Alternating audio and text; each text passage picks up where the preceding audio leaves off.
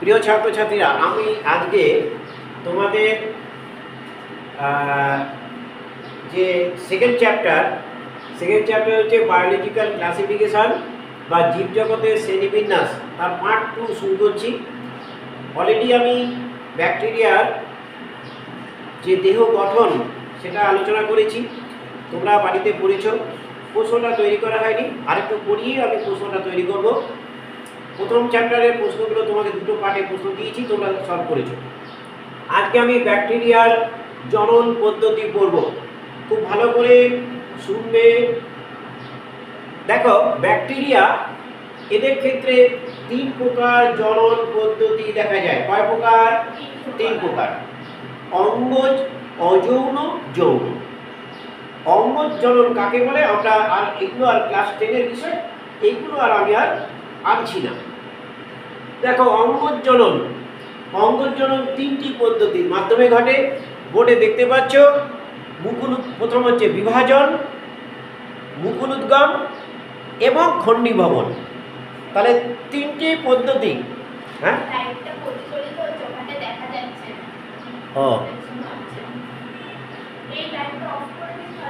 একটা light off করে দিই। এইটা ঠিক আছে, এইবার ঠিক আছে। আচ্ছা, তাহলে দেখো, ব্যাকটেরিয়ার জনন কয় প্রকার? অঙ্গজ জনন 3 প্রকার। কি কি বললাম? বিভাজন, মুকুলোদ্গম এবং খণ্ডীভবন। অযৌন জনন 4 প্রকার। বোর্ডে দেখতে পাচ্ছ, অযৌন জনন কয় প্রকার? 4 প্রকার। গনিডিয়া, কনিডিয়া, অন্তরেণু এবং মাইক্রোসিস্ট। যৌন জনন 3 প্রকার। যৌন জনন কয় প্রকার?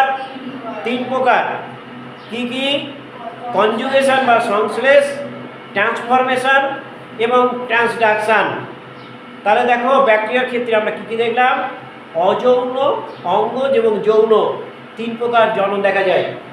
আমরা এই প্রথমে অঙ্গজ জননের বিভাজন কিভাবে ঘটে সেটা আমি আলোচনা করছি। তোমরা খাতা বার করো, লেখো অঙ্গজ জনন 3 প্রকার। খাতায় লেখো, প্রত্যেকে লেখো ব্যাকটেরিয়ার অঙ্গজ জনন 3 প্রকার। এই ছকটা তোমরা বাড়িতে গিয়ে বোর্ড দেখে এটা দেখে লিখে নিতে পারবে। এটা লিখে নিয়েছে তো? তাহলে দেখো, অঙ্গজ জনন 3 প্রকার। ব্যাকটেরিয়ার অঙ্গজ জনন 3 প্রকার। খুব অল্প অল্প কথায় লিখবো, কেমন? লেখো, মুখস্থ ধরবো কিন্তু প্রত্যেককে বাড়িতে মুখস্থ করবে। লেখো, ব্যাকটেরিয়ার অঙ্গজ জনন 3 প্রকার। 1, বিভাজন। বিভাজন লেখো। বিভাজন উদাহরণটা লিখে রাখো। বিভাজনের উদাহরণটা কি? বিভাজনের লেখো স্যাকারোমাইসিস। উদাহরণটা হচ্ছে না, স্যাকারোমাইসিস না, ইকোলাই লেখো। ইকোলি। বিভাজন কাদের ক্ষেত্রে দেখা যায়? ইকোলি। উদাহরণটা লিখেছো। এবার কিভাবে ঘটে আমি সেই পদ্ধতিটা তোমাদের বুক দিয়ে বলছি, তোমরা খাতায় লেখো। বিভাজন কিভাবে ঘটে?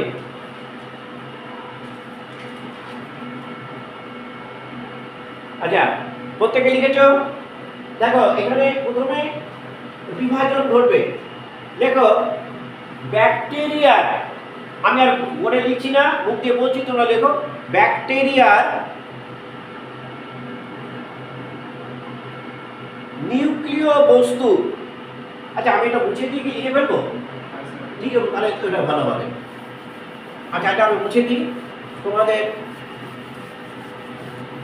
লিখতে অসুবিধা হবে। আচ্ছা, প্রথমে হচ্ছে অঙ্গজ জনন।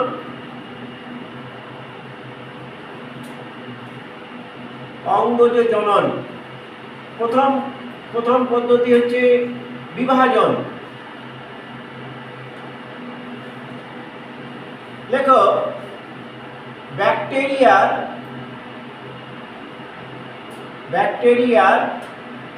নিউক্লিয়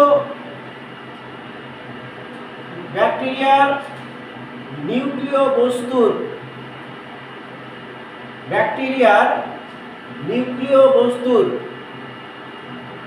বিভাজন ও প্রতিলিপিকরণের পর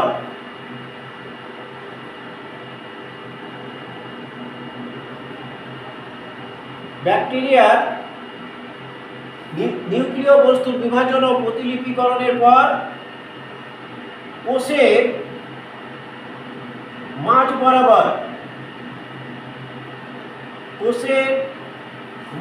বরাবর প্রস্থ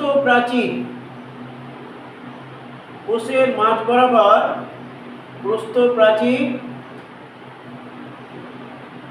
সৃষ্টি হয়ে দুটি অপত্য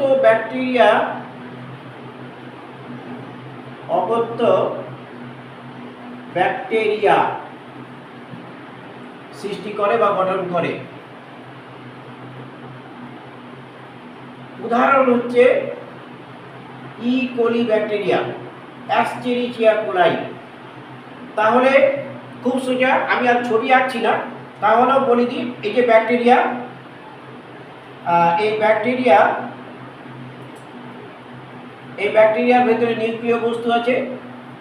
এই নিউক্লিয় বস্তু কি হয়, এই ব্যাকটেরিয়ার কোষের মাঝ বরাবর ব্যাকটেরিয়া প্রথমে এই নিউক্লিয় বস্তুটা দুভাগে বিভক্ত হলো, তারপরে কোষের মাঝ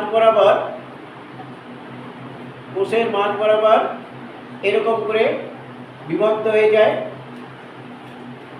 বিভক্ত হলো এবং তারপরে দুটি ব্যাকটেরিয়া কোষে পরিণত হলো।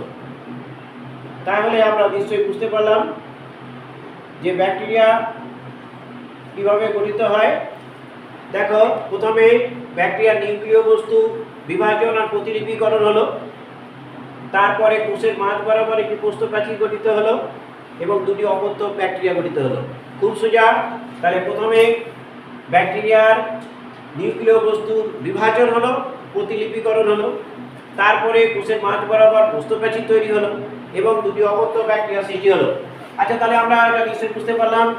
তাহলে প্রথম হচ্ছে বিভাজন, নেক্সট হচ্ছে আমরা আগে। আচ্ছা ঠিক আছে, আঁকো তাহলে।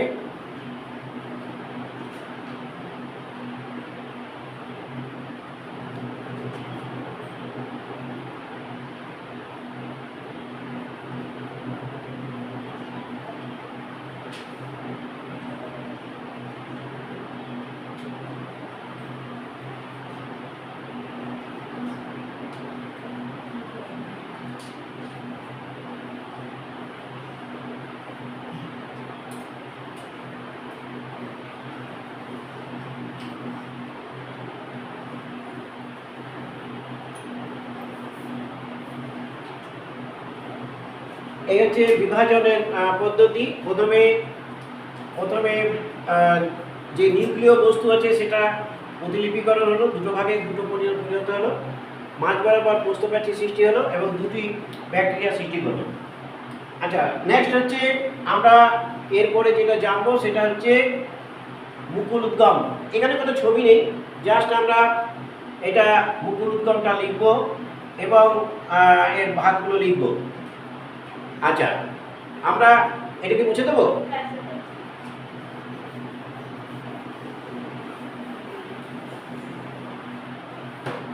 আচ্ছা, আমরা এবার 2 নম্বর পরেরটা লিখি, মুকুল উদ্গম। দেখো, মুকুল উদ্গম,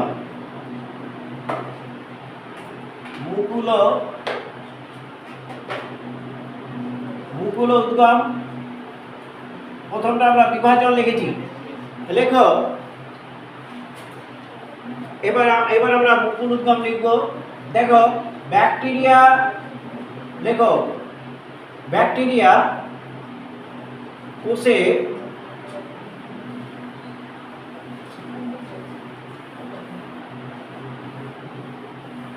কোন স্থানে মুকুল সৃষ্টি হয়, কোন স্থানে মুকুল সৃষ্টি হলো। ব্যাকটেরিয়া কোষের কোথায় কোন স্থানে মুকুল সৃষ্টি হওয়ার পর কি হয়, হওয়ার পর কোষের ডিএনএ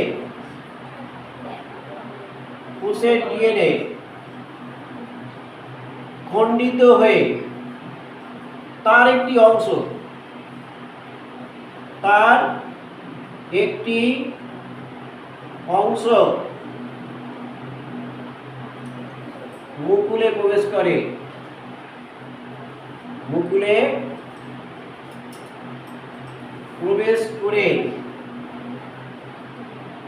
অপত্য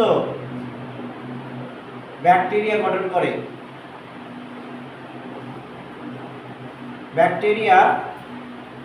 গঠন করে।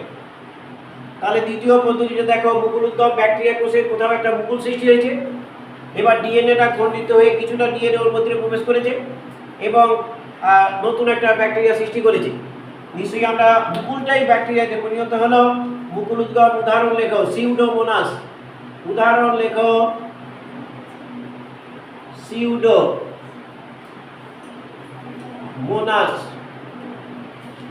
সিউডোমোনাস। 3 নম্বর, এর কোনো ছবি নেই, দরকারও নেই। এবার লেখো খণ্ডীভবন। খণ্ডীভবন কোথায় কিভাবে হয় দেখো,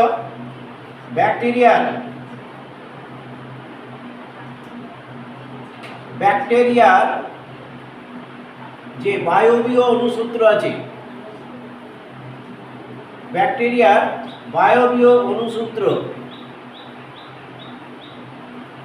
খণ্ডিত হয়ে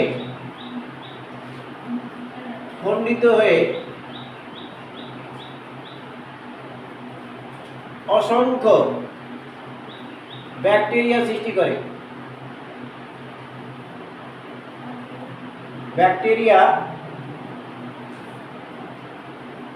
করে। এটার উদাহরণ হচ্ছে স্ট্রেপ্টোমাইসিস।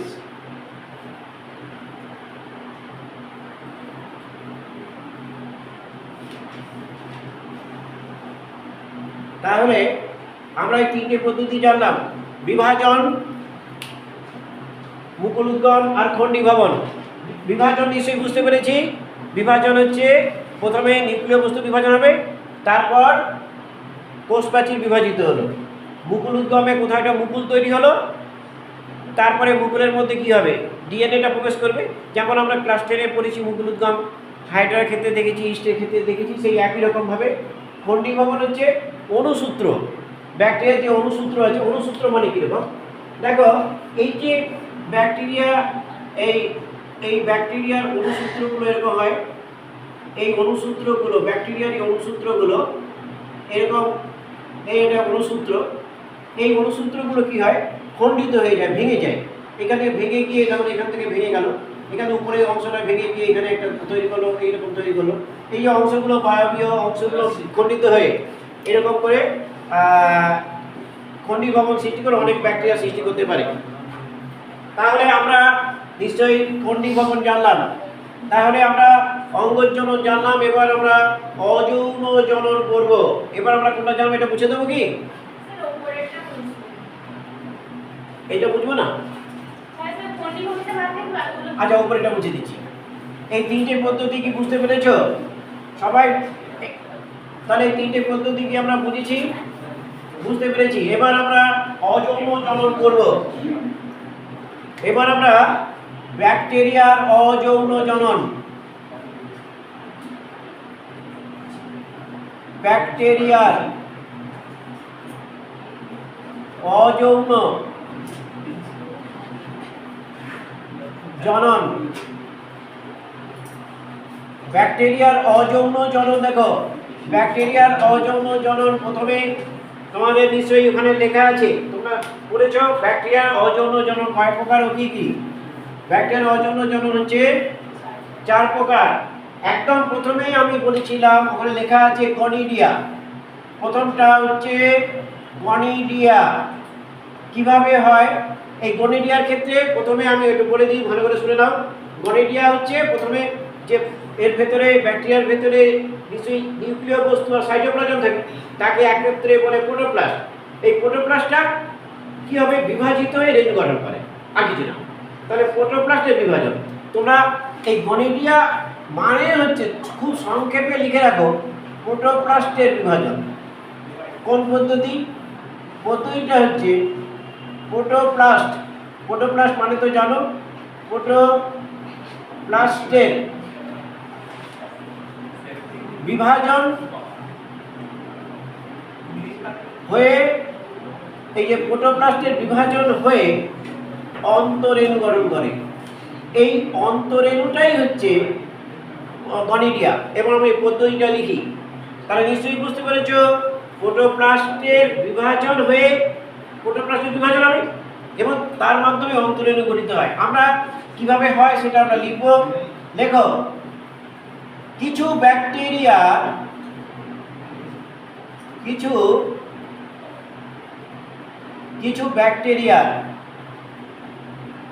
প্রোটোপ্লাস্ট,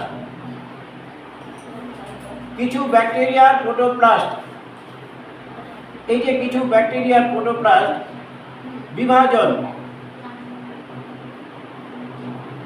কিছু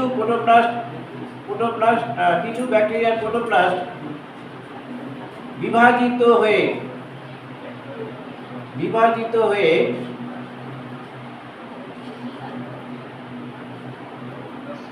দেখো ফ্ল্যাজেলা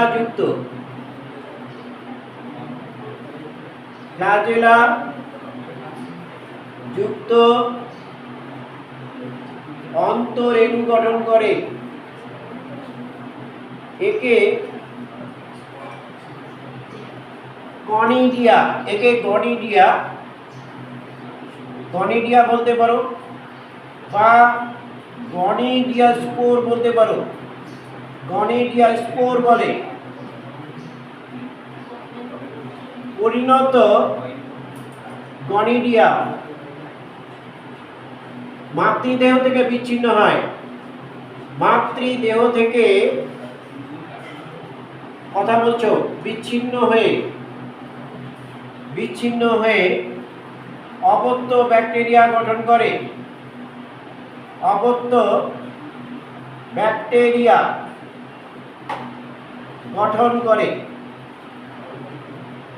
খুব সোজা। তাহলে প্রোটোপ্লাস্ট থেকেই অন্তরেণু তৈরি হলো, এটাই হচ্ছে, এইটা মনে রাখবে, এটা হচ্ছে সূত্র। প্রোটোপ্লাস্ট বিভাজিত হলো, অন্তরেণু তৈরি হলো। কেমন সেটা হচ্ছে ফ্ল্যাজেলা যুক্ত অন্তরেণু, যেটা তাকেই বলবো গনিডিয়া।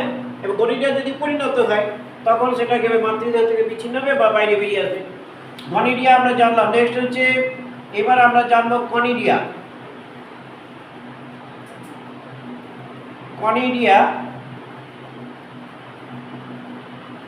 কনিডিয়া এক্ষেত্রে দেখো, ব্যাকটেরিয়ার ক্ষেত্রে এখানে কোনো ছবি নেই, এগুলো যখন আমরা ওগুলো পড়বো, ছত্রাকে দেখবো, তখন আমরা ছবি পাবো, এখানে আমরা পাবো না।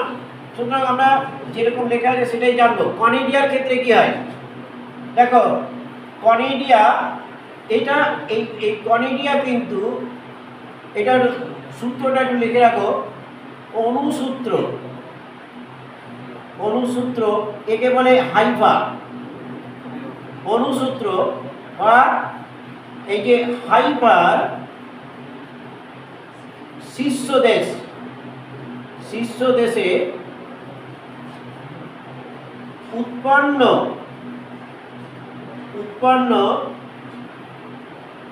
এই যে হাইফার শীর্ষ দেশে উৎপন্ন রেণু, এটাই হচ্ছে কনিডিয়া। হাইফা মানে অনুসূত্র, তার শীর্ষ দেশে যেটা হচ্ছে তাকেই কনিডিয়া বলে। কেমন করে আমরা এটা লিখব? লেখো, কিছু ব্যাকটেরিয়ার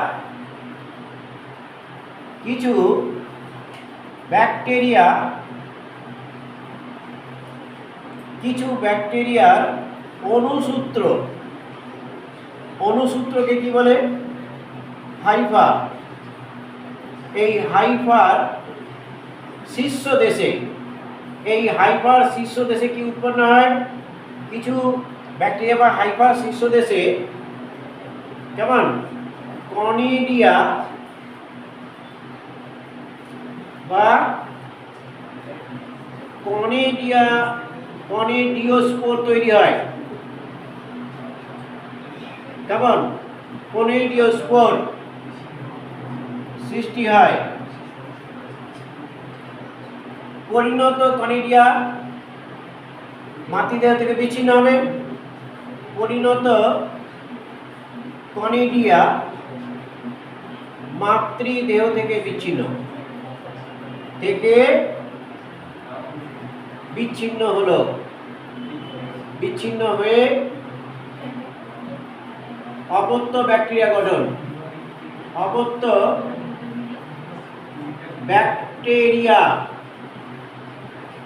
গঠন করে। এর উদাহরণটা লেখো। এর উদাহরণটা হচ্ছে,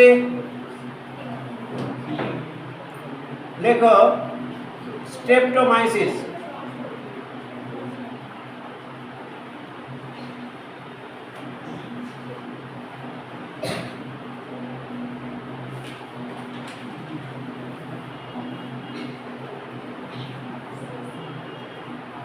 এবার আমরা লিখব অন্তরেণু। অন্তরেণু, অন্তরেণু কোন অবস্থায় হয়? দেখো, অন্তরেণু প্রতিকূল পরিবেশে সৃষ্টি হয়। প্রতিকূল পরিবেশে, প্রতিকূল পরিবেশে ব্যাকটেরিয়া, প্রতিকূল পরিবেশে ব্যাকটেরিয়ার দেহ অভ্যন্তরে, এই দেহ অভ্যন্তরে কি তৈরি হয়? দেহ অভ্যন্তরে অন্তরেণু সৃষ্টি হয়। কেমন? প্রতিকূল পরিবেশে কিন্তু এটা হবে অন্তরেণু সৃষ্টি হয়। মনে রাখবে, এই অন্তরেণুর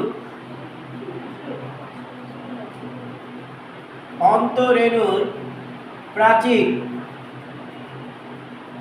অন্তরেণুর যে প্রাচীর,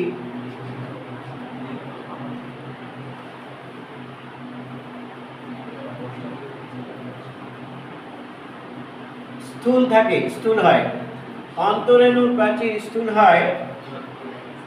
অন্তরেণুর যে প্রাচীর স্থূল হয়, একে কি বলে?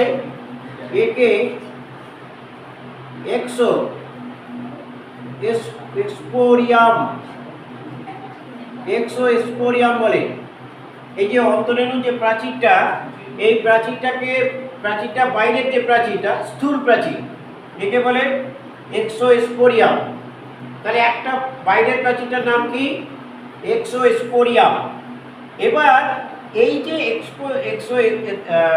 এক্সোস্পোরিয়াম, এর ভেতরে কি থাকে? এর ভেতরে স্তরের নাম কি? এর ভেতরে স্তরের নাম, এটা মনে রাখবে, এর ভেতরের স্তরের নাম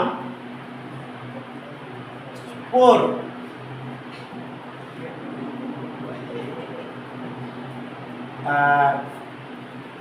স্পোর আবরণ।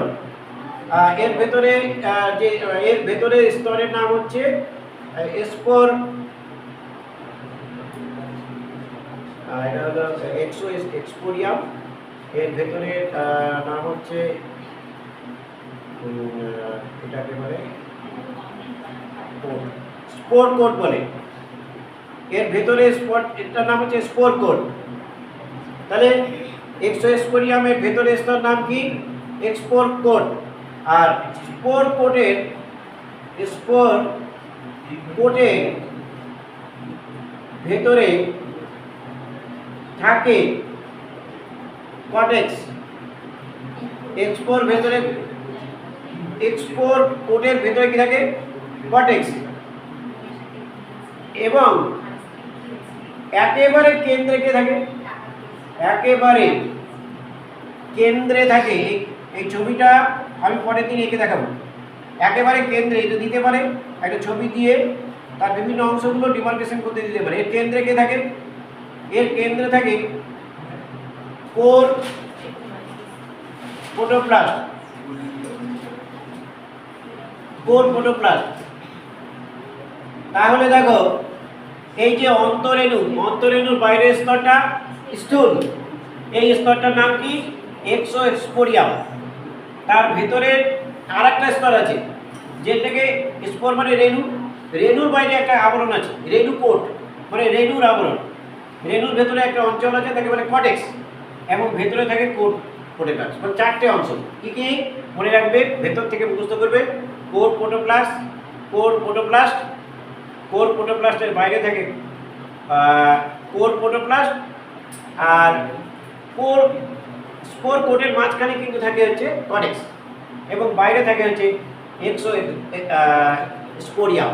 তাহলে বাইরে থেকে অংশগুলোর নাম একবার মনে রাখবে, এক্সোস্পোরিয়াম, তারপরে হচ্ছে দেখো স্পোর কোট, তারপরে হচ্ছে কর্টেক্স, এবং তারপরে হচ্ছে কোর প্রোটোপ্লাস্ট। বেশ একটু কঠিন বিষয়, ছবিটা আমরা পরে দিয়ে এঁকে দেখাবো। তাহলে এটা নিশ্চয়ই বুঝতে পেরেছো যে অন্তরেণু, এটা মুছে দেবো। এবং হ্যাঁ আমি নেব না ওই কি কম্পিউটার কি নেবে এইটাই তো। কেন? অনেক ডিসিশন নিলাম, অনেক টিচারদের সাথে কথা বললাম, সবাই এটাই সাজেস্ট করছে।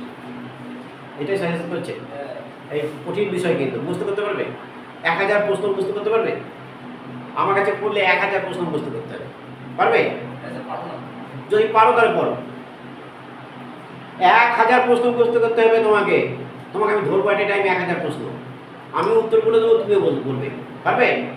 স্যার পারবো না। ব্যাস, তাহলে পড়ো, না হলে কিন্তু পড়ে লাভ হবে না। স্যার পারবো স্যার।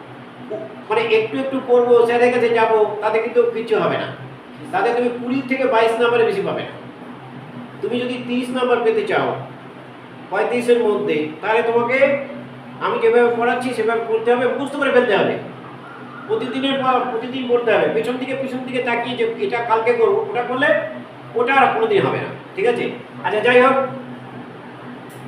আচ্ছা এটা আমি মুছে না না না এত দেরি করে আমি পড়াবো না। দেখি আর না না, তুমি বাবাকে বলছো, আমাকে বলছো, আমি পড়াবো না। যাও, তুমি বাবাকে আগে ফোন করতে বলো, তাই বলো। না না না, এভাবে হয় না।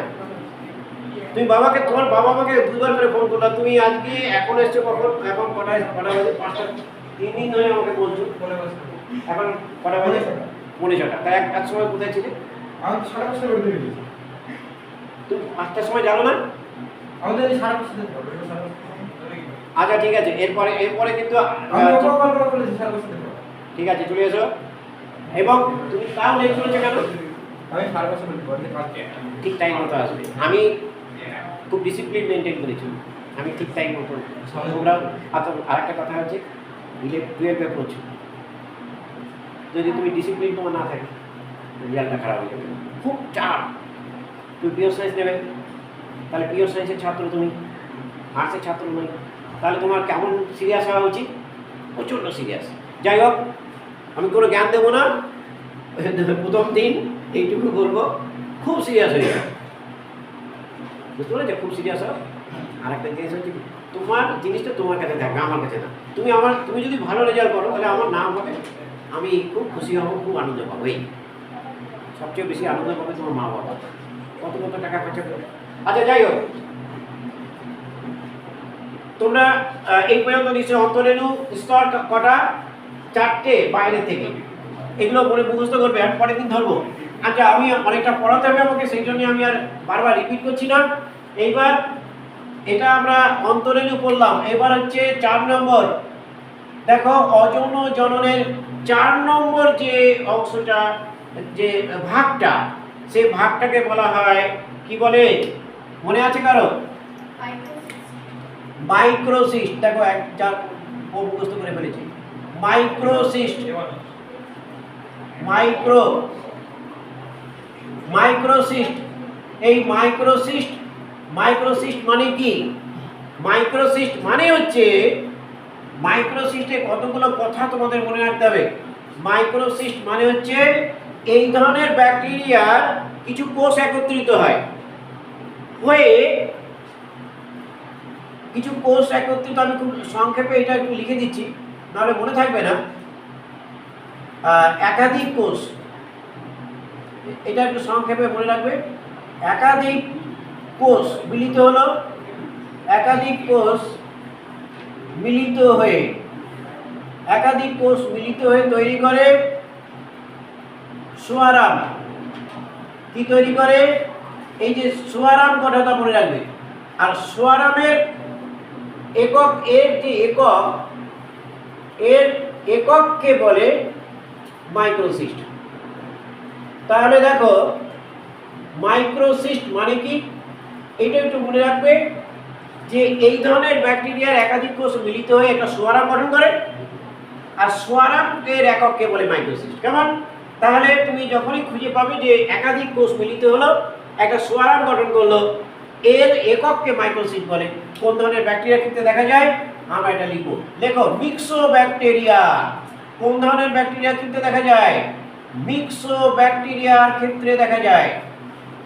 মিক্সোব্যাকটেরিয়া ক্ষেত্রে, মিক্সোব্যাকটেরিয়ার ক্ষেত্রে যেমন বলেছিলাম একাধিক কোষ মিলিত হলো, একাধিক কোষ মিলিত হলো। এই একাধিক কোষ মিলিত হয়ে কি তৈরি করে? একটা ফলের ন্যায় দেহ, ফলের ন্যায় গঠন তৈরি করে। ফল, আপেল টাপেল খেয়েছো, ফলের ন্যায় গঠন তৈরি করে, ফলের অবয়ব। একে কি বলে?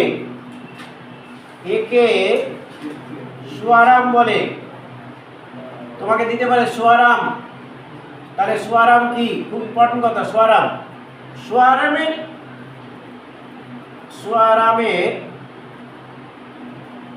প্রতিটি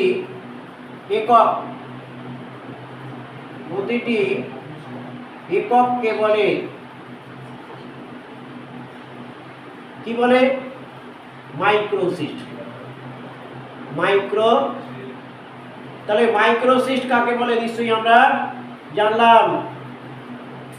এর উদাহরণ এটা লিখে রাখো। এর উদাহরণ হচ্ছে মিক্সোকক্কাস। কেমন? মিক্সোকক্কাস ফুলভাস। এর উদাহরণটা হচ্ছে মিক্সোকক্কাস ফুলভাস। তাহলে আমরা অযৌন জননের 4টে পর্যায়ের ভাগ আমরা নিশ্চয়ই জানলাম। ঠিক আছে? আচ্ছা তুমি এখানে ওই কি নাম জন্য তুমি একটু এইদিকে সরে বসো, কারণ ছেলেরা ওইদিকে বসো, তুমি এইদিকে আসো, এইখানে চলে আসো, আমার সামনে চলে আসো। ক্লাস 10 যখন পড়তে সেখানে চলে আসো। আর তুমি একটু পেছন দিকে বসো। তুমি আচ্ছা মেয়েরা এই পাশে বসো। আচ্ছা তুমি পিছন দিকে বসতে পারো? ঠিক আছে, তুমি ওখানে বসো। আচ্ছা ঠিক আছে। আচ্ছা আমরা হ্যাঁ বসো। আচ্ছা আমরা অযৌন, যৌন এবং অঙ্গজনন এই ভাগগুলো কি বুঝতে পেরেছি? এগুলো আরেকদিন পরের দিন আমি পড়াবো, তোমরা একটু বাড়িতে একবার দেখে নাও। আচ্ছা এবার আমরা ভেরি ভেরি ইম্পর্টেন্ট যেটা করবো সেটা হচ্ছে যৌন জনন। যৌন জনন করব। আমি এর আগে বললাম যে ব্যাকটেরিয়ার, আচ্ছা এটা দেখা যাচ্ছে তো বোর্ডটা, আলোটা না লাইটটা দিয়ে দেবো, বড় লাইটটা দিয়ে দেবো।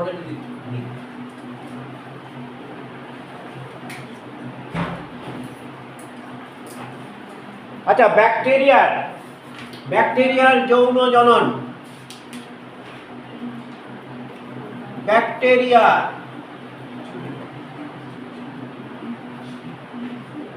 যৌন জনন। ব্যাকটেরিয়ার যৌন জনন। ব্যাকটেরিয়ার যৌন জনন পদ্ধতি 1 নম্বর হচ্ছে কনজুগেশন। 1 নম্বর কি? কনজুগেশন। হ্যাঁ কি বলছেন বলো? কনজুগেশন মানে হচ্ছে সংশ্লেষ। কনজুগেশন মানে কি? সংশ্লেষ। কনজুগেশন মানে কনজুগেট একটা নালী বা সংশ্লেষ নালীর মাধ্যমে এই জন্ম সম্পন্ন করে। আমরা একটা ছবি আঁকবো তাহলে বুঝতে পারবে কনজুগেশন নালী। দেখো একটু লিখে ফেলি। এক্ষেত্রে কি হয়? দুটো বিপরীত যৌনতা সম্পন্ন ব্যাকটেরিয়া কাছাকাছি আছে। একটার নাম হচ্ছে F+, একটা হচ্ছে F-। আচ্ছা আমি এইদিকে ছবিটা এঁকে ফেলি, এদিকটা লিখবো। দেখো এইদিকে তাকাও প্রত্যেকে, এই একটা ব্যাকটেরিয়া, এই ব্যাকটেরিয়াকে আমি, এই ব্যাকটেরিয়ার নাম হচ্ছে প্লাস, কারণ এই ব্যাকটেরিয়ার ক্ষেত্রে একটা ব্যাকটেরিয়াল ডিএনএ আছে, এটা হচ্ছে ব্যাকটেরিয়াল ডিএনএ।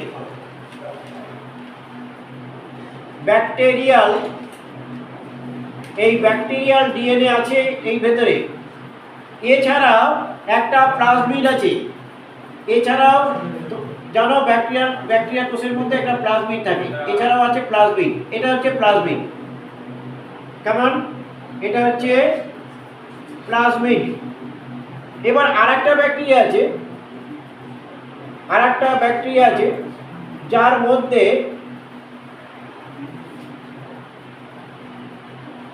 এই যে ব্যাকটেরিয়া, এই ব্যাকটেরিয়া বলছি F-, কারণ এখানে ব্যাকটেরিয়াল ডিএনএ আছে কিন্তু এখানে প্লাজমিড নেই। এবার এই দুটো ব্যাকটেরিয়া কাছাকাছি আসবে, এরপরের ধাপটা দেখো, এই দুটো ব্যাকটেরিয়া কাছাকাছি আসছে, এই দুটো ব্যাকটেরিয়া কাছাকাছি আসবে এবং একটি সংশ্লেষ নালীর মাধ্যমে এই দুটো ব্যাকটেরিয়া যুক্ত হচ্ছে। তাহলে আমরা এই যে একটা সংশ্লেষ নালী, এই সংশ্লেষ নালীর মাধ্যমে এখানে যে ব্যাকটেরিয়াল ডিএনএ আছে সেটা থাকলো, এখানে যে প্লাজমিডটা আছে, এই প্লাজমিডটা এর মধ্যে দিয়ে গিয়ে এখানে চলে গেল, অর্থাৎ সংশ্লেষ নালীর মধ্যে দিয়ে যাওয়ার পরে এও কিন্তু A+, এটাও কিন্তু A+ হলো, এটাই হচ্ছে সংশ্লেষ। তাহলে এটা হচ্ছে একটা সংশ্লেষ নালী, এই নালীটার নাম হচ্ছে সংশ্লেষ নালী। তাহলে আমরা লিখব যে এটা হচ্ছে দুটো ভিন্ন যৌনতা সম্পন্ন ব্যাকটেরিয়া। আমরা সংজ্ঞাটা লিখলে আমরা বুঝতে পারবো। লেখো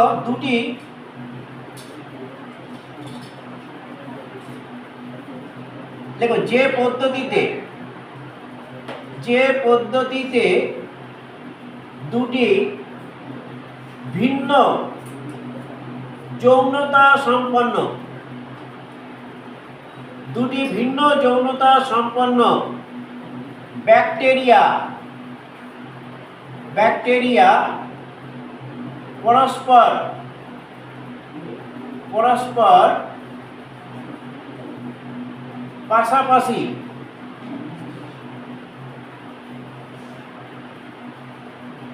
আসার পর দেখো, একজন দাতা একজন গ্রহীতা। দাতা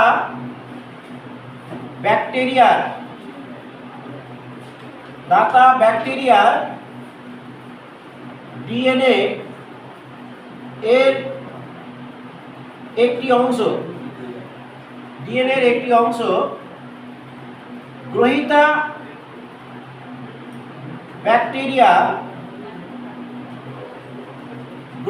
ব্যাকটেরিয়ার কোষে প্রবেশ করলো। এই প্রবেশ করে কি করবে? প্রবেশ করে নতুন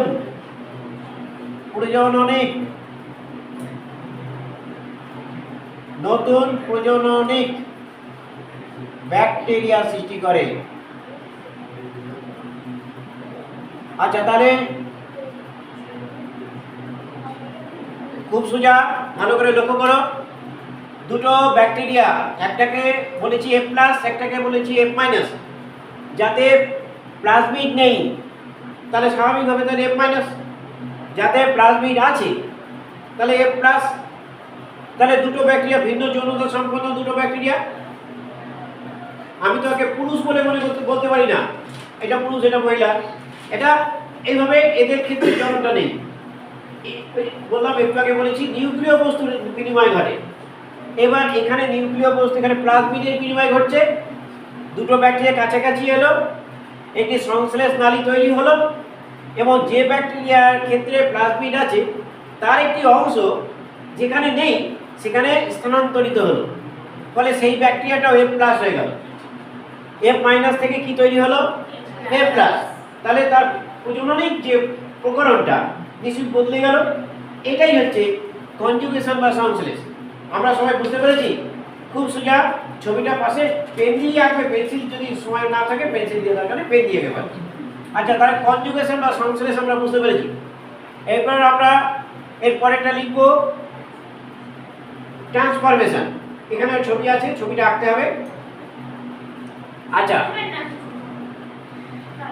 আচ্ছা, এটা সবাই লিখছো তো? লিখছো তো পাশে ছবিটা, এই দুটো ছবি জাস্ট একটু এঁকে রাখলে তোমাদের সুবিধা হবে, কারণ এত মনে থাকে না। ছবিটা যেগুলো ছবি আছে সেগুলো আমি ছবি দেবো, সেই ছবিগুলো তোমরা একটু দেখবে, তাতে মনে থাকবে। আচ্ছা, কনজুগেশন বা সংশ্লেষ আমরা জেনেছি। এবার আমরা এর পরেরটা লিখি। 2 নম্বরটা নিচে ফাঁকা আছে, নিচেটা লিখছি আমরা। নিচেটা হচ্ছে ট্রান্সফরমেশন। ট্রান্সফরমেশন পদ্ধতিটা লেখো। ট্রান্সফরমেশন এর নাম হচ্ছে রূপান্তর ভবন। রূপান্তর ভবন। আচ্ছা, ট্রান্সফরমেশন বা রূপান্তর ভবন কিভাবে হবে? ছবিটা কি সবার আঁকা হয়ে গেছে? আমি ছবিটা বুঝতে পারি?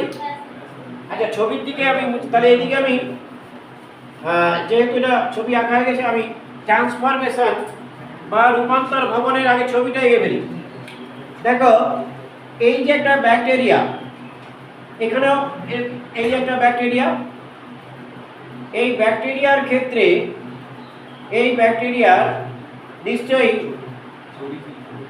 ব্যাকটেরিয়াল ডিএনএ আছে। এই ব্যাকটেরিয়াল ডিএনএটা কোনো কারণে, অর্থাৎ ব্যাকটেরিয়াটা মারা গেছে এবং ব্যাকটেরিয়াল ডিএনএটা বাইরে বেরিয়ে গেছে। এই ব্যাকটেরিয়াল ডিএনএটা কোনো মাধ্যমে, অর্থাৎ ধরো এটা জল মাধ্যম, মাধ্যমটা হচ্ছে জল মাধ্যমে, অর্থাৎ জল মাধ্যমের দ্বারা অন্য একটি ব্যাকটেরিয়ার কোষে প্রবেশ করলো। অন্য একটি ব্যাকটেরিয়ার কোষে প্রবেশ করলো, তার একটি অংশ প্রবেশ করছে। প্রবেশ করলে এখানে যে ব্যাকটেরিয়াটা ছিল, এই যে ব্যাকটেরিয়াটা, এই ব্যাকটেরিয়ার এই যে ডিএনএটা, এই ডিএনএটা এখানে যুক্ত হয়ে গেছে। এই যে নতুন যে এই যে ডিএনএটা, তার একটা অংশ এর ভেতরে যে ডিএনএটা, তার সঙ্গে পুনঃসংযোজন হলো। এই যে এটা পুনঃসংযোজন। এই পুনঃসংযোজন, তাহলে এর মাধ্যমে কি হবে না, এর মাধ্যমে ট্রান্সফরমেশন হবে। আমরা তাহলে ট্রান্সফরমেশন কিভাবে ঘটবে আমরা লিখব। তাহলে সংখ্যাটা যখন লিখি তখন বুঝতে পারবো আমরা। দেখো, যে পদ্ধতিতে দাতা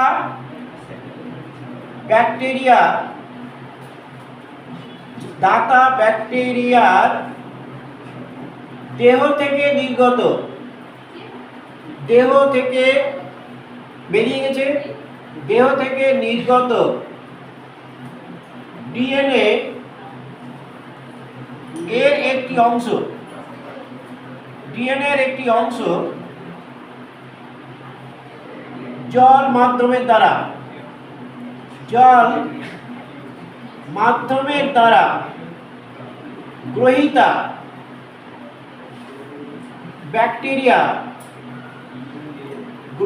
ব্যাকটেরিয়ার কোষে স্থানান্তরিত হয়ে পুনঃসংযোজন, স্থানান্তরিত হয়ে এই গ্রহীতা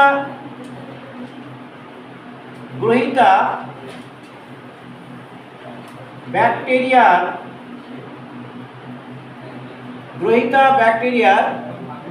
ডিএনএ এর সঙ্গে পুনঃসংযোজন হলো। সংযোজনের ফলে নতুন বৈশিষ্ট্যযুক্ত ব্যাকটেরিয়া, নতুন বৈশিষ্ট্যযুক্ত ব্যাকটেরিয়ার সৃষ্টি হয়। তাহলে নতুন বৈশিষ্ট্যযুক্ত ব্যাকটেরিয়ার সৃষ্টি হয়। তাহলে আমরা নিশ্চয়ই ট্রান্সফরমেশন আমরা বললাম, যে পদ্ধতিতে দাতা ব্যাকটেরিয়া দেহ থেকে নির্গত ডিএনএ, এই যে বেরিয়ে গেছে ডিএনএ, এই ডিএনএ কি হবে, গ্রহীতা ব্যাকটেরিয়ার কোষে প্রবেশ করলো, স্থানান্তরিত হলো এবং গ্রহীতা ব্যাকটেরিয়ার ডিএনএর সঙ্গে পুনঃসংযোজিত হলো, ফলে নতুন বৈশিষ্ট্যযুক্ত একটি ব্যাকটেরিয়া সৃষ্টি হবে। এটাই হচ্ছে ট্রান্সফরমেশন। এবার আমরা যেটা করব সেটা হচ্ছে ট্রান্সডাকশন। এবার আমরা যেটা বলবো তার নাম হচ্ছে ট্রান্সডাকশন। তাহলে ব্যাকটেরিয়ার যৌন জ্বলন তিন ভাগে ভাগ করা হয়, তিনটে প্রকার আছে, প্রকারভেদ। এবার আমরা যেটা বলবো তার নাম হচ্ছে ট্রান্সডাকশন। ট্রান্সডাকশন মানে কি, ছবি আমরা আঁকি তাহলে আমরা বুঝতে পারবো। ট্রান্সডাকশনের ক্ষেত্রে কিন্তু দুটো ব্যাকটেরিয়া একটি ভাইরাস দরকার। কি বললাম, দুটি ব্যাকটেরিয়া একটি ভাইরাস। ট্রান্সডাকশন মানে কি, দুটি ব্যাকটেরিয়া থাকবে, দুটো ব্যাকটেরিয়া আর একটি ফাজ ভাইরাস। মনে রাখবে, একটি ফাজ ভাইরাস। তাহলে দুটো ব্যাকটেরিয়া একটি ফাজ ভাইরাস, এই জননটা ঘটে। ট্রান্সডাকশন হচ্ছে দুটো ব্যাকটেরিয়া এবং একটি ফাজ ভাইরাস। কিভাবে হচ্ছে আমরা একটা ছবি আঁকি তাহলে মনে রাখ, বুঝতে পারবো। আচ্ছা দেখো, এই একটা ব্যাকটেরিয়া,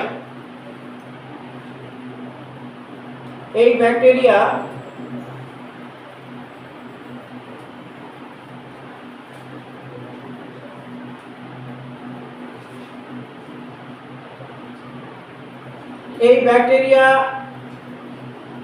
ডিএনএ, ভেতরে ডিএনএ আছে।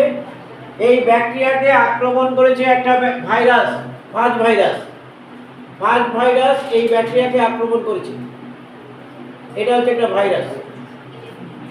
এবার এই ভাইরাসের মধ্যে নিশ্চয়ই একটা ডিএনএ আছে। এবার পরের ধাপে এই ফাজ ভাইরাস কি করবে, এটা হচ্ছে ব্যাকটেরিয়াল ডিএনএ, এটা ব্যাকটেরিয়াল ডিএনএ, আর এটা হচ্ছে ফাজ ভাইরাস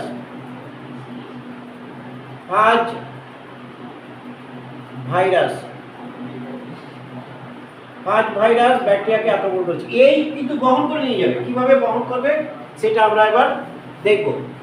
পরের ধাপে দেখো, এই ফাজ ভাইরাস আক্রমণ করবে এবং আক্রমণ করে এখানে একটা ছিদ্র তৈরি করবে। একরকম উৎসেচক তৈরি করে যার নাম লাইসোজাইম। এই লাইসোজাইমের সাহায্যে এখানে ছিদ্রটা তৈরি করছে এবং ছিদ্রটা তৈরি করার পরে কি করবে, এই ফাজ ভাইরাস কি করবে, এই ব্যাকটেরিয়া কোষের মধ্যে তার ওই ডিএনএটাকে প্রবেশ করিয়ে দেবে।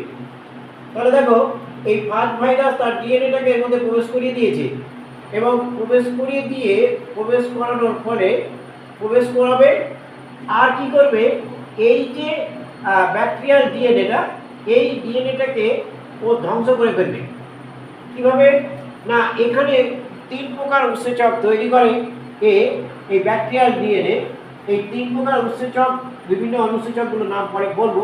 এই উৎসেচকের সাহায্যে এই ডিএনএটাকে নষ্ট করবে এবং কি করবে, অনেক সংখ্যায় বৃদ্ধি করবে। এই যে দেখো, এর ভেতরে এই যে ভাইরাসটা, ফাজ ভাইরাসটা এর ভেতরে ঢুকবে এবং কিন্তু অনেক সংখ্যা তৈরি করছে অনেক সংখ্যায় তৈরি করবে।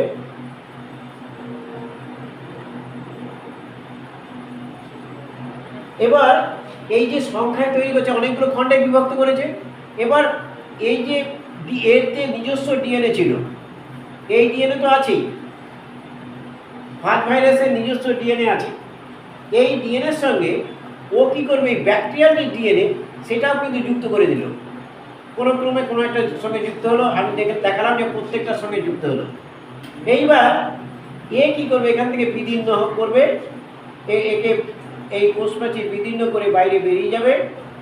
এইবার যে বেরিয়ে গেল এইবার এই যে ফাজ ভাইরাস বেরিয়ে গেল, এই ফাজ ভাইরাস আরেকটা ব্যাকটেরিয়াকে আক্রমণ করছে। এই ব্যাকটেরিয়া তো নিজস্ব ডিএনএ আছেই। এবার কিন্তু দেখো কিন্তু একে আক্রমণ করবে।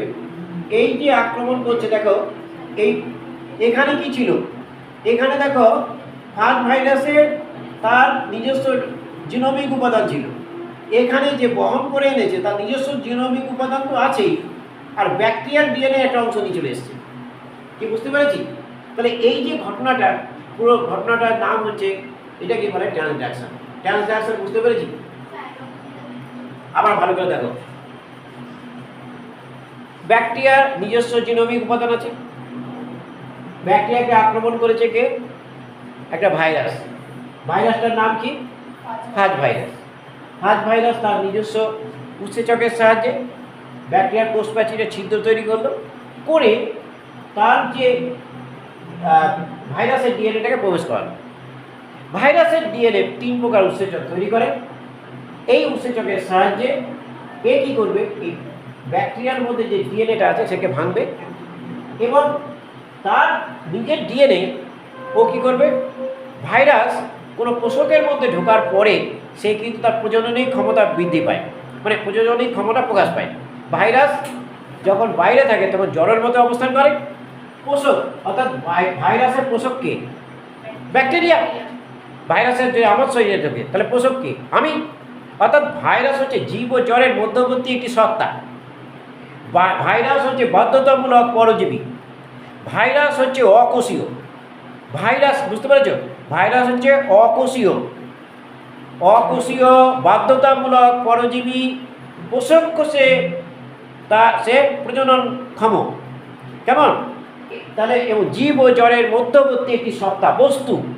ভাইরাসকে বস্তু বলছি, তাহলে পোষক কোষের মধ্যে তার জিনোমিক উপাদানকে ঢুকিয়ে দিয়েছে, এবং সেই জিনোমিক উপাদানের সাহায্যে সে ভাইরাস যদি আক্রমণ করে কাঁদবে, দেখবে 7 দিনের আগে তার জ্বর কমছে না, অ্যান্টিবায়োটিক কাজ হচ্ছে না, অর্থাৎ কোনো অ্যান্টিবায়োটিক ভাইরাসের উপরে ইফেক্ট করে না। অর্থাৎ এই জিনোমিক উপাদান কী করবে, অসংখ্য ব্যাকটেরিয়া ফাজ ভাইরাস গঠন করবে। এবার কোনো একটি ফাজ ভাইরাসের মধ্যে ব্যাকটেরিয়ার ডিএনএ ঢুকে গেছে। এবার কী করবে, এই কোষপ্রাচীরটাকে ফাটিয়ে দেবে। এই ফাটানোর পদ্ধতিকে বলা হয় লাইটিক। এই যে এটাকে বলে লাইটিক চক্র, লাইসোজেনিক আর লাইটিক চক্র। যে পদ্ধতিতে ফাটায় তাকে লাইটিক চক্র বলে। অর্থাৎ তার মানে কি, আর একটা কখনো কখনো না ফাটিয়ে কেবলমাত্র জনন করে, তাকে বলে লাইসোজেনিক। অর্থাৎ দুটো পদ্ধতি আছে। একটা হচ্ছে ব্যাকটেরিয়া যখন আমি জনন করাবো তখন আমি দেখাবো যে ভাইরাসের জনন, ভাইরাস ব্যাকটেরিয়ার মধ্যে প্রবেশ করেছে কিন্তু কোষপ্রাচীরকে বিদীর্ণ করেনি। কেমন? কোষপ্রাচীরকে বিদীর্ণও করেনি, আবার ব্যাকটেরিয়ার ডিএনএকেও নষ্ট করেনি। এই পদ্ধতির নাম হচ্ছে লাইসোজেনিক। আর যখন ব্যাকটেরিয়া কোষের মধ্যে ভাইরাস প্রবেশ করছে এবং ভাইরাসের সংখ্যা বৃদ্ধি করছে, কোষপ্রাচীরকে বিদীর্ণ করে বাইরে বেরিয়ে আসছে, সেই অবস্থাটাকে বলা হয় লাইটিক। তাহলে লাইসোজেনিক এবং লাইটিক এই দুটি পদ্ধতি আছে ভাইরাসের জননের ক্ষেত্রে। আমরা পরের দিন যখন ভাইরাসের জনন পড়াবো তখন দেখব। অর্থাৎ এক্ষেত্রে ভাইরাসের জননও ঘটছে, কিন্তু আবার ভাইরাস ব্যাকটেরিয়াল জিনোমিক পদার্থকে বহন করে একটা ব্যাকটেরিয়া থেকে আরেকটা ব্যাকটেরিয়া নিয়ে যাচ্ছে। কি বুঝতে পেরেছ? এবার এই যে ট্রানজাকশন, এটা 2 প্রকার। একটা হচ্ছে যে এই যে ব্যাকটেরিয়ার যে ডিএনএ তার যে কোনো অংশ যদি নিয়ে যায় তাহলে সেটা হচ্ছে সাধারণ ট্রানজাকশন, আর যদি বিশেষ ডিএনএ নিয়ে যায় তাকে বলে বিশেষ ট্রানজাকশন। আমরা ট্রানজাকশনটা লিখি, তারপরে বলতে পারবো। দেখো তাহলে এই যে জনন, এই জননের যখন শুরু করব তখন একটা কথা দিয়ে শুরু করব, পুনঃসংযোজন। কেন? খুব ভালো করে লক্ষ্য করো, পুনঃসংযোজন আমরা ট্রান্সফরমেশনে বলেছিলাম। পুনঃসংযোজন মানে সংযোজিত হয়েছে, এখানে কিন্তু সংযোজিত হয়েছে। সেই জন্য যে যৌন পুনঃসংযোজন প্রক্রিয়ায় শুরুটা করব, যে যৌন পুনঃসংযোজন প্রক্রিয়ায়, তাহলে যে যৌন পুনঃসংযোজন প্রক্রিয়ায় কি ঘটে? দেখো দাতা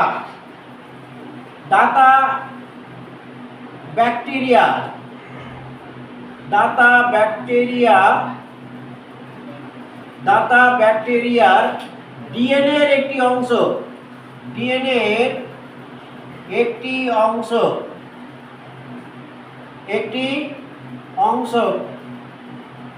ফাজ ভাইরাসের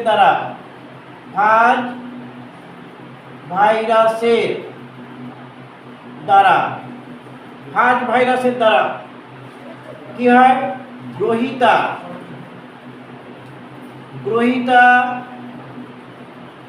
ব্যাকটেরিয়ার কোষে স্থানান্তরিত হয়।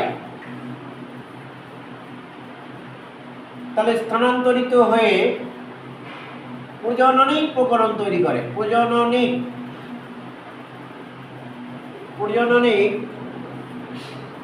প্রকরণ সৃষ্টি করে।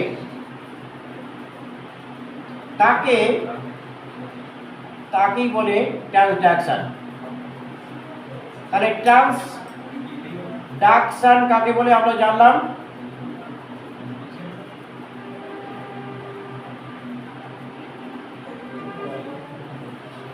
ট্রান্সডাকশন বলে, এখানে শুধু আমরা লিখব যে ট্রান্সডাকশন দুই প্রকার, একটু লিখে রাখো। ট্রান্সডাকশন দুই প্রকার, ট্রান্সডাকশন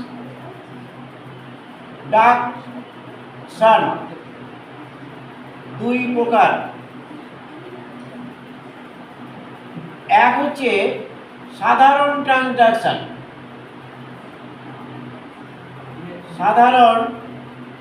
ট্রান্সডাকশন। লেখো এই পদ্ধতিতে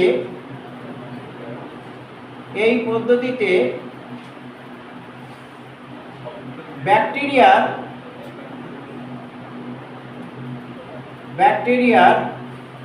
যে কোনো ডিএনএর যে কোনো অংশ, ব্যাকটেরিয়ার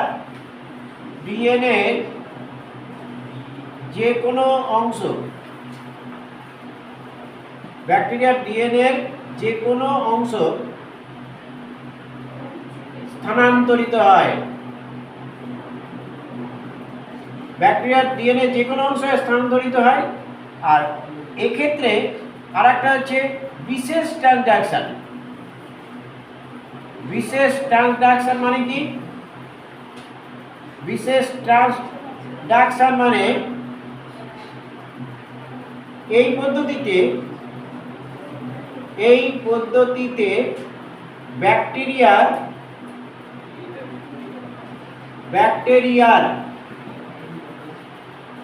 নির্দিষ্ট ব্যাকটেরিয়ার ডিএনএ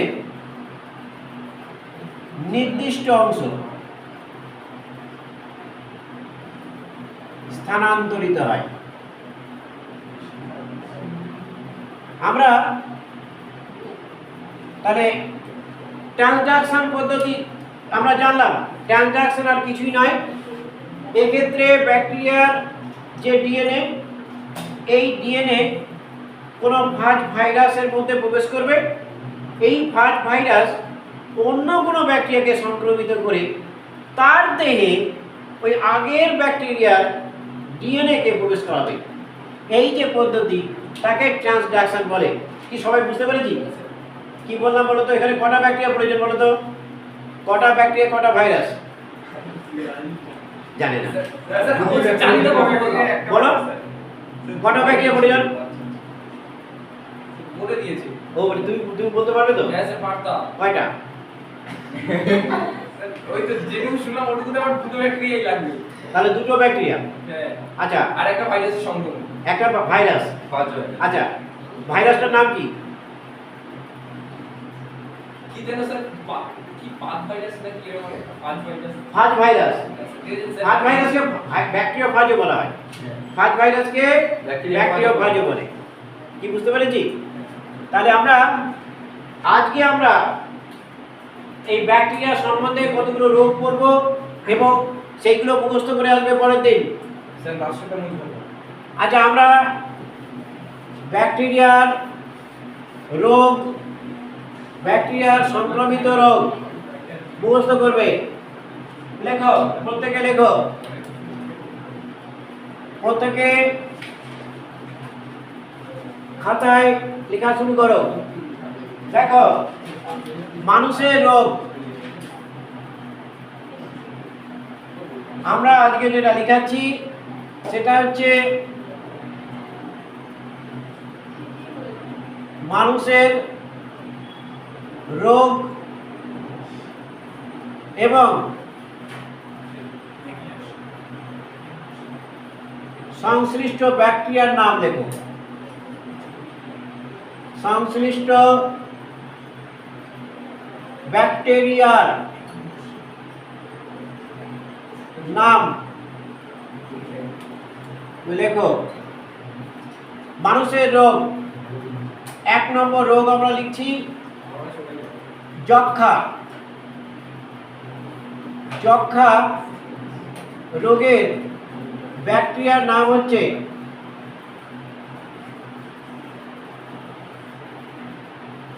লেখো মাইকো ব্যাকটেরিয়াম। মাইকোব্যাকটেরিয়াম টিউবারকুলোসিস মুখস্থ করবে। যক্ষা রোগের যে জীবাণুর নাম হচ্ছে মাইকোব্যাকটেরিয়াম টিউবারকুলোসিস। এবার আমরা লিখব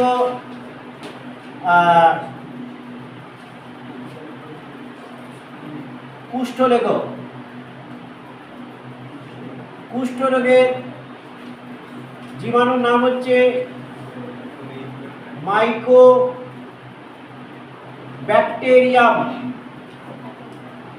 মাইকোব্যাকটেরিয়াম লেপ্রি। মানাটা দেখে নেবে, LEPRAE। নেক্সট হচ্ছে টিটেনাস। এই জীবাণুর নাম হচ্ছে, টিটেনাসের নাম হচ্ছে ক্লস্ট্রিডিয়াম।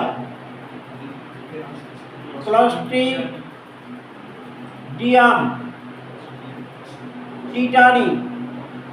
Clostridium tetani.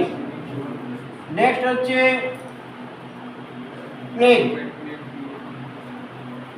প্লেগ রোগের জীবাণুর নাম কি? ইয়ারসিনিয়া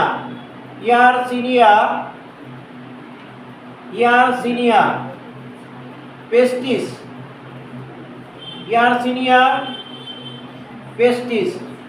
এগুলো একটু বিজ্ঞানসম্মত নাম, আন্ডারলাইন করলেও হয়, না করলেও দরকার নেই, এখানে করার দরকার নেই। আচ্ছা, আমরা মানুষের রোগগুলো সম্বন্ধে পড়লাম। এবার আমরা উদ্ভিদের 4টে রোগ পড়ব। 4টে তোমাদের বইতে এরকমই আছে, 4টে প্রাণীর রোগ, 4টে উদ্ভিদের রোগ, 4টে খাবার। তাহলে দেখো, যক্ষা মাইকোব্যাকটেরিয়াম টিউবারকুলোসিস, কুষ্ঠ Mycobacterium leprae, tetanus Clostridium tetani, plague Yersinia pestis. এবার আমরা উদ্ভিদের রোগ পড়ব। মানুষের রোগ করলাম, উদ্ভিদের রোগ এবং সংশ্লিষ্ট। লেখো, উদ্ভিদের রোগ এবং সংশ্লিষ্ট ব্যাকটেরিয়ার নাম। সংশ্লিষ্ট ব্যাকটেরিয়া নাম লেখো। দেখো উদ্ভিদের রোগ সম্বন্ধে আমরা এগুলো করব। 1 নম্বর লেখো উদ্ভিদের রোগ। প্রথমে উদ্ভিদের লেখো ধান গাছের ধসা রোগ। ধান গাছের ধসা, ধান গাছের এই ধসা রোগের ব্যাকটেরিয়ার নাম কি? ব্যাকটেরিয়ার নাম হচ্ছে, আগে এক্স লেখো বড় হাতের, এক্স অ্যান্থোমোনাস। এক্স অ্যান্থোমোনাস, এক্স অ্যান্থোমোনাস ওরাইজি, ও আর ওয়াই, ও ও ছোট হাতের হবে, ও আর ওয়াই জেড এ ই, ওরাইজি, অ্যান্থোমোনাস ওরাইজি ধান গাছের। লেবুর ক্যান্কার রোগ, পরেরটা লেখো লেবুর ক্যান্কার, কয় জবরা আকার, উভয় কয় সংযুক্ত আকার, র। লেবুর ক্যান্কার রোগ, লেবুর ক্যান্কার রোগ হচ্ছে এটা একই, এক্স অ্যান্থোমোনাস, এটা আমি আর লিখছি না, এক্স অ্যান্থোমোনাস। এই ক্যান্কার রোগের এইখানটা লেখো। এটা হচ্ছে গণ, প্রজাতির নাম কি? প্রজাতির নাম হচ্ছে citri, CI TRI, citri, citri, CI TRI, Xanthomonas citri. 3 নম্বর লেখো আলুর। 3 নম্বর লেখো আলুর। আলুর এই রোগটা হচ্ছে উইল্ট রোগ, রস্যই লয়টায় সংযুক্ত, উইল্ট রোগ। আলুর উইল্ট রোগ দেখো pseudomonas, PSEU DO MONONS, pseudomonas Solanaceae, SOLANACE, Solanaceae, pseudomonas Solanaceae আলুর উইল্ট রোগ। এবং আলুর স্ক্যাব রোগ আর একটা আছে, আলুর স্ক্যাব, আলুর স্ক্যাব রোগ, আলুর স্ক্যাব রোগ। আলুর স্ক্যাব রোগ হচ্ছে স্ট্রেপ্টোমাইসিস,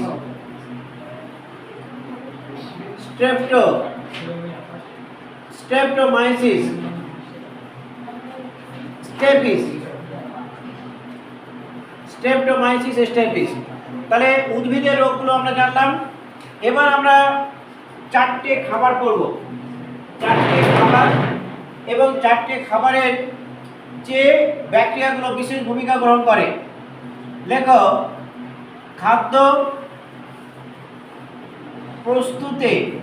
প্রস্তুতকরণে, খাদ্য প্রস্তুতকরণে ব্যাকটেরিয়ার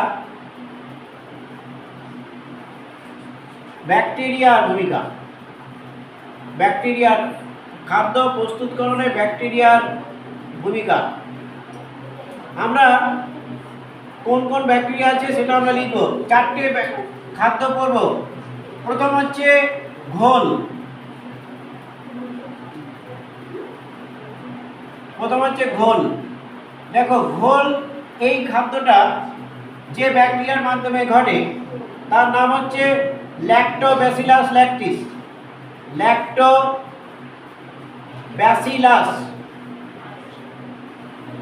Lactobacillus, Lactobacillus lactis, Lactobacillus lactis ঘোল। 2 নম্বর লেখো, এইটা খুব ইম্পর্টেন্ট, আসতে পারে, ইয়োগার্ট, এটা 12-এ আছে। ইয়োগার্ট মানে দই, ইয়োগার্ট ব্র্যাকেটে লিখে রাখো দই। এটা লেখো স্ট্রেপ্টোকক্কাস, স্ট্রেপ্টোকক্কাস,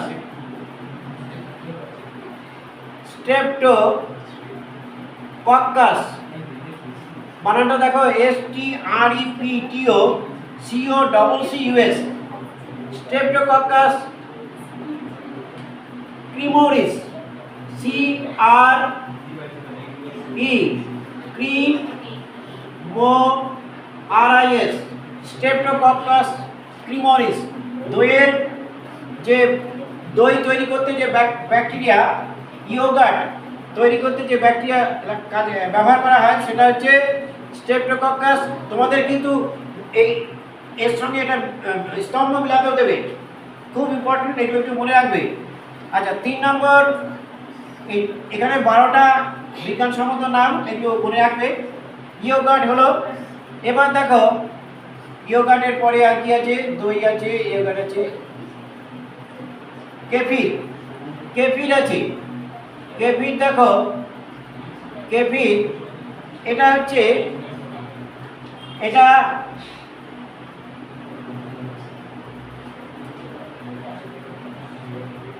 স্ট্রেপ্টোকক্কাস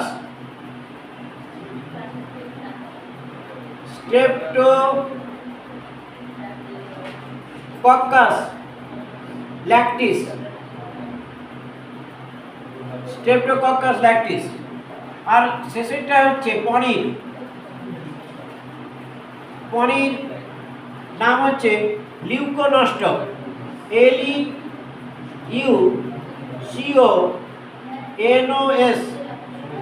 LEUCONOSTOC, লিউকোনোস্টক। তাহলে এই যে নামগুলো মুখস্থ করে ফেলবে। খাদ্য প্রস্তুতকরণে যে ব্যাকটেরিয়ার ভূমিকা, ঘোল, ল্যাক্টোব্যাসিলাস, 3 নম্বরটা কি? কেফির হচ্ছে স্ট্রেপ্টোকক্কাস, এই যে দুগ্ধজাত, সবকটাই দুগ্ধজাত উপাদান। পনিরও জানো, এই সব দুগ্ধজাত উপাদান। ঘোল হচ্ছে ল্যাক্টোব্যাসিলাস ল্যাকটিস, ইয়োগার্ট হচ্ছে স্ট্রেপ্টোকক্কাস ক্রিমোরিস, কেফির হচ্ছে স্ট্রেপ্টোকক্কাস ল্যাকটিস, পনির হচ্ছে লিউকোনোস্টক। তাহলে নিশ্চয়ই তোমাদের নিটের যে বই তাতেও এটা আছে, এই কটা, এবং যেটা টিভি নম্বরের বই তাতেও কিন্তু এটা আছে। অর্থাৎ এই 12টা নাম মুখস্থ করবে। আমি আজকে ছত্রাক পড়াবো। আমি ভিডিওটা লম্বা হয়ে যাচ্ছে, এটা অফ করে দিয়ে আবার ভিডিওটা শুরু করছি, কেমন? আচ্ছা, আমি এক্ষুনি তোমাদের ছত্রাক পড়াবো, সেই জন্য এটা ভিডিওটা বড় হয়ে যাবে।